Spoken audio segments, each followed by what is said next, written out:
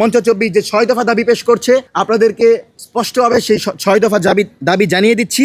এবং আমরা মনে করি এই সরকার, তারেক রহমানের নবগঠিত সরকার অতি দ্রুত সময়ের ভিতর সেই 6 দফা দাবি আমলে নেবে। 1 নাম্বার, আগামী 15 কার্যদিবসের মধ্যে শহীদ শরীফ ওসমান হাদির হত্যাকারীদেরকে দেশে ফিরিয়ে এনে বিচারের মুখোমুখি করতে হবে। প্রত্যেকটি জায়গায় দুর্ঘটনা ঘটছে। দৌলদিয়ায় 50 জন যাত্রী নিয়ে একটি বাস পড়ে গেল, 10 জন ছাড়া কেউ উঠতে পারলো না, সবাই মৃত্যুবরণ করলো, কিন্তু এই সরকারকে বিবৃতিও দিতে পারলো না, এই সরকার শোকও প্রকাশ করতে পারলো না। এই সরকার তাদের জীবনের মূল্যকে 25,000 টাকায় কেনাবেচা করতে চায়।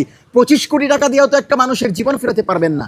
যেই বাবার হাফেজা মেয়েটা 5+ স্টার রেটিং প্রাপ্ত দেশের সর্বোচ্চ বিদ্যুৎ সাশ্রয়ী ওয়ালটন এসি স্মার্ট কমফোর্ট এখন নেক্সট লেভেলে মারা গেছেন, সেই বাবা জানেন সন্তান হারানোর বেদনা। যেই স্বামীর নববধূ চলে গেলেন, তিনি বুঝেন জীবনের কত মূল্য। আর আপনি 25,000 টাকার বিনিময়ে সেই জীবন নিয়ে উপহাস করছেন। এই ধরনের কাজ করবেন না। জনগণের কাতারে সামিল হন, জনগণের চাওয়া পূরণ করেন। এবং যারা এই দৌলদিয়ার ঘটনায় যারা শহীদ হয়েছেন, যারা আহত হয়েছেন, এদের প্রত্যেকটি পরিবারের দায়িত্ব সরকারকে নিতে হবে। কারণ আমরা দেখেছি, আমরা দীর্ঘদিন যাবৎ সড়ক পরিবহন এবং পরিবহন ব্যবস্থা নিরাপদ আন্দোলন চলে আসছে। তো আপনারা যদি কোনোভাবে পরিবহন ব্যবস্থার উন্নয়ন করতে না পারেন, আমরা কিন্তু পরিবহন ব্যবস্থার দ্রুত উন্নয়নের লক্ষ্যে আমরা আন্দোলনের দিকে যেতে বাধ্য হব। সরকারকে সহযোগিতা করছি, কিন্তু কোনোভাবে আমার জনগণের রায়ের বিপরীতে গিয়ে জনগণের নিরাপত্তাকে উপেক্ষা করে আপনি আপনার মতো করে দেশ চালাবেন, সেই সুযোগ দেওয়া হবে না। উপস্থিত সাংবাদিক বন্ধুগণ, মঞ্চ 24 স্পষ্টভাবে আজকে আপনাদের সামনে কিছু দাবি পেশ করছে। যেই দাবিগুলোর মাধ্যমে আমরা সরকারকে জানিয়ে দিতে চাই যে জুলাইয়ের শক্তিগুলো সম্মিলিত কী সিদ্ধান্ত নিয়েছে। আমরা আরেকটি বিষয় অ্যাড্রেস করি, তেলের কি অবস্থা।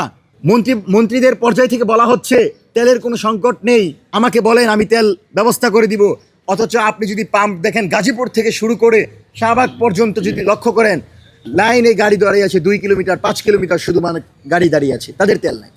এবং যতটুকু জানতে পেরেছি তেল মজুদ আছে, কিন্তু প্রশাসনের উদাসীনতার কারণে নারায়ণগঞ্জ থেকে যখন তেল নিয়ে আসা হয়, মাঝপথে অর্ধেক তেল সেই পাম্পের মালিকগুলো নামিয়ে ফেলে। তারা একটা সিন্ডিকেট তৈরি করছে। তো আপনারা তো সেই জবাবদিহিতা করতে পারছেন না।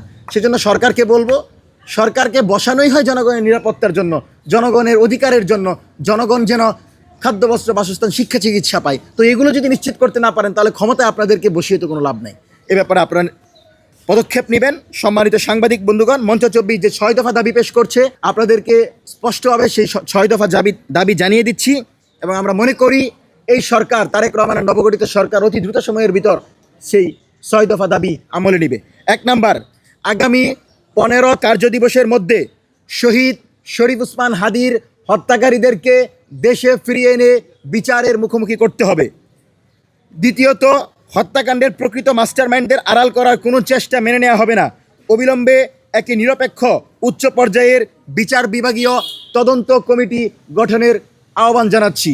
এবং আমরা মনে করি সরকার দ্রুত সময়ের ভিতর সেই সিদ্ধান্ত নেবে। তৃতীয়ত, আসামি কিভাবে সীমান্ত অতিক্রম করলো, কারা তাকে সহযোগিতা করলো এবং পূর্ববর্তী সময়ে সে কোথায় ছিল, এ ব্যাপারে গোয়েন্দা সংস্থা সহ সংশ্লিষ্ট সংস্থাকে জবাবদিহিতা করতে হবে। চতুর্থত, ভারতের ইউএপিএ আইনের কারণে বিচার প্রক্রিয়া বিলম্বিত যেন না হয়, সেজন্য একটি বিশেষজ্ঞ আইনি সেল এবং বিশেষজ্ঞ টিমকে দ্রুত সময়ের ভিতর ভারতে পাঠানোর দাবি জানাচ্ছি। পঞ্চম, 15 কার্যদিবসের মধ্যে আসামিদের দেশে ফিরিয়ে এনে দৃশ্যমান অগ্রগতি বা রুটম্যাপ ঘোষণা করতে যদি সরকার ব্যর্থ হয়, ইনকিলাব মঞ্চ এবং মঞ্চ 24 সহ সকল জুলাইয়ের সংগঠনগুলোকে নিয়ে আমরা ঢাকা সহ সারা দেশে কঠোর আন্দোলনের দিকে যেতে বাধ্য হব। ষষ্ঠ, সড়ক নৌপথ অর্থাৎ নিরাপদ পরিবহন ব্যবস্থা নিশ্চিত করার লক্ষ্যে সরকারকে কার্যকরী পদক্ষেপ নেওয়ার আহ্বান জানাচ্ছি। মঞ্চ 24 মনে করে এই ধরনের পদক্ষেপ নেওয়ার মাধ্যমে সরকার বাংলাদেশের স্বাভাবিক জনগণের নিরাপত্তা নিশ্চিত করতে পারবে। এবং এর বাহিরে গিয়ে যদি সরকার জনরায়ের বিপরীতে, জনগণের মতামতের বিপরীতে, জুলাইয়ের নেতৃবৃন্দের নিরাপত্তা দেওয়ার বিপরীতে গিয়ে একটি আধিপত্যবাদী শক্তির প্রশ্রয়ে বাংলাদেশকে কোনো নতুন দিকে ধাবিত করতে চাই, জনগণকে সাথে নিয়ে আমরা সেটা প্রতিরোধ করব। আপনাদের উদ্দেশ্যে স্পষ্ট বার্তা একটু সময় নিয়ে বলছি, যখন আমরা দেখতে পাই যে জুলাই সনদের সংস্কার পরিষদের শপথ নেয় না, যখন আমরা দেখতে পাই যে তারা অধ্যাদেশ বাতিলের জন্য করে, তখন আমাদের কাছে একটি প্রশ্ন আসে যে এই সরকার কি ফ্যাসিবাদ বিরোধী শক্তিদেরকে সমর্থন করে না? এই সরকারকে হাজার হাজার শহীদদেরকে সমর্থন করে না? এই সরকারকে মনে রাখে না যে ওয়াসিমের মতো তরুণ ছাত্রদলের সেই কর্মীর রক্তের বিনিময়ে তারা আজকে ক্ষমতায় বসেছে? এই সরকারকে মনে রাখে না যে আবু সাঈদের রক্তের বিনিময়ে তারা আজকে সংসদে কথা বলতে পেরেছে? সুতরাং সালাউদ্দিন ভাইরা যেন এটা মনে রাখে, তারা যেন জুলাইদেরকে স্মরণ করে, এবং জুলাইয়ের আকাঙ্ক্ষার বিপরীতে কোনো রাষ্ট্র কাঠামো দাঁড় করাতে চাইলে বাংলাদেশের আপামর ছাত্র জনতাকে সাথে নিয়ে আমরা প্রতিরোধ করব। প্রতিরোধ হবে আওয়ামী লীগের ক্ষেত্রে প্রতিশোধ হবে, এবং বাংলাদেশের রাজনীতিতে আওয়ামী লীগ যেন কোনোভাবেই স্বনামে রাজনীতি করতে পারে না, সেই দাবি জানিয়ে মঞ্চ 24-এর আজকের এই সংবাদ সম্মেলন এখানেই সমাপ্ত করছি। ধন্যবাদ সবাইকে।